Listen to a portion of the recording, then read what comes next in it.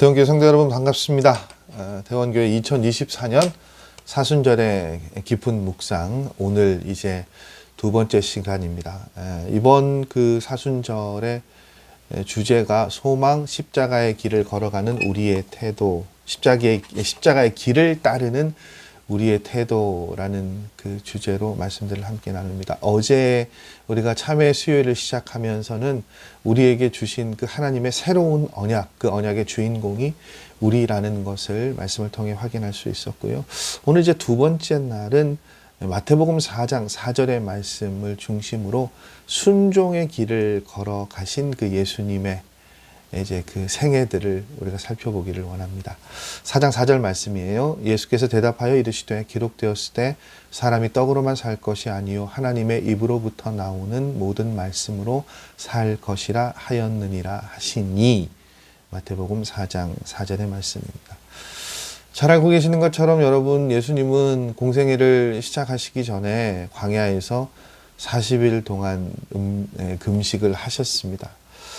마태복음은 예수님이 성령님의 인도되어서 광야로 가신 이유를요, 마귀에게 시험받기 위해서라고 기록합니다.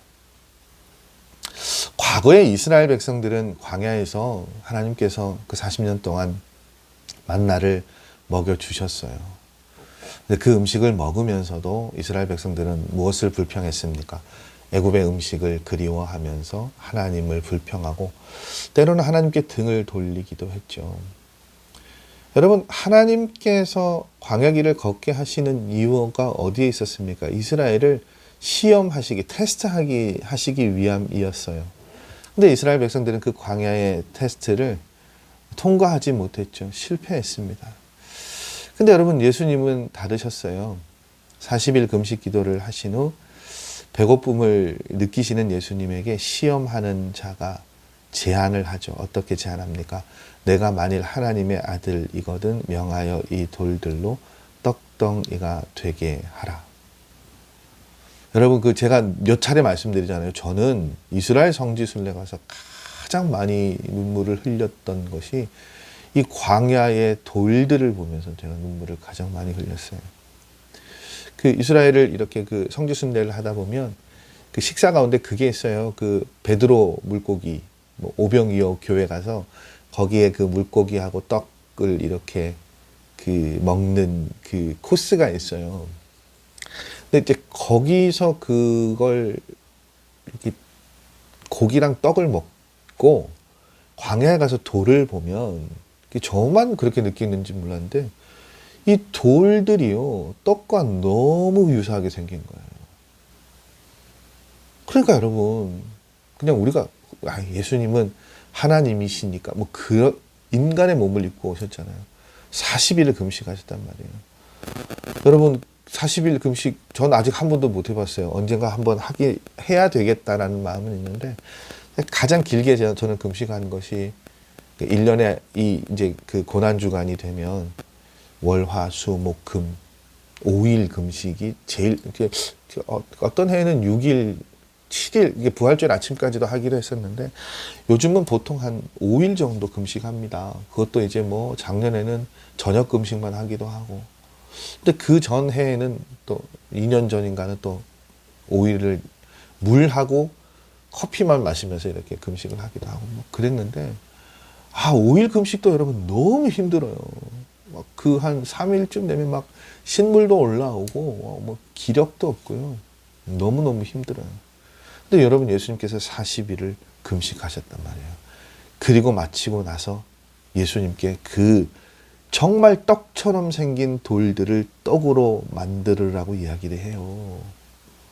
얼마나 여러분 이게 대단한 시험일까요? 근데 여러분, 예수님께서는 인간의 생명은 육신의 음식만으로 유지되는 것이 아니라 하나님의 뜻, 하나님의 입에서 나오는 모든 말씀에 순종함으로 유지되는 것이라고 선언하셨습니다. 예수님은 마귀의 유혹을 물리치셨고 시험을 통과하셨어요. 무엇이 답이 되었다라고 말씀이 우리에게 가르쳐주고 있습니까, 여러분? 순종이 답이었다는 거예요. 사람이 하나님의 말씀으로 산다는 것, 여러분 그것은요, 단순히 성경을 읽고 묵상하는 차원을 넘어서서 하나님의 뜻에 순종하는 삶 그 자체를 말하는 것입니다. 사순절을 시작하는 이 두 번째, 사순절을 지나가고 있는 두 번째 날, 그 순종의 길에 대해서 돌아보실 수 있고 묵상하실 수 있는 저와 여러분 되시기를 바랍니다. 그리고 오늘은 이 말씀을 놓고 우리가 이렇게 기도했으면 좋겠어요. 하나님, 우리가 성령님의 뜻을 거스르지 않게 하여 주시고 하나님의 뜻에 철저히 순종하는 삶을 살게 하여 주시옵소서.